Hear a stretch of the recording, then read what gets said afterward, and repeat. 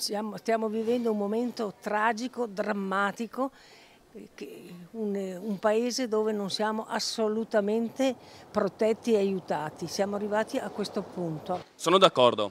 Sì, è giusto difendersi anche sparando. Sì, sì, sì. È giusto secondo lei sparare? Ma istintivamente viene da dire sì.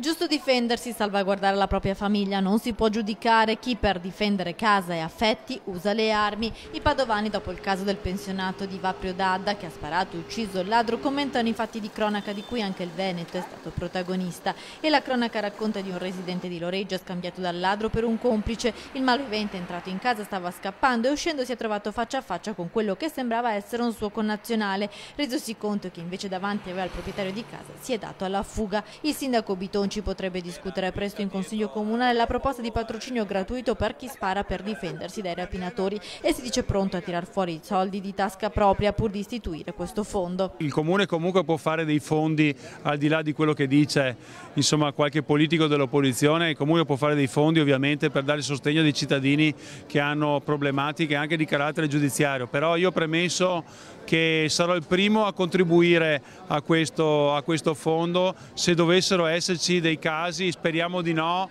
anche nella nostra città di Padova. Tra i padovani però c'è anche chi teme che l'uso delle armi per difendersi possa estremizzare la violenza. Penso che non sia il modo idoneo, ideale per fare giustizia, no, in questo momento, perché se questo è il messaggio che passa poi alla fine diventa un far west. Però peraltro capisco anche le reazioni di alcune persone perché si arriva un po' all'esasperazione poi in certi momenti. Intanto mercoledì prossimo a Focus, ospiti del direttore Luigi Bacialli, ci saranno il benzinaio Stacchio, il gioielliere Zancani insieme al sindaco di Albettone, Gio Formaggio, con loro anche Ernesto Miatelli di Arsiero, costretto a rimborsare i nomadi a cui aveva sparato dopo che erano entrati in casa sua.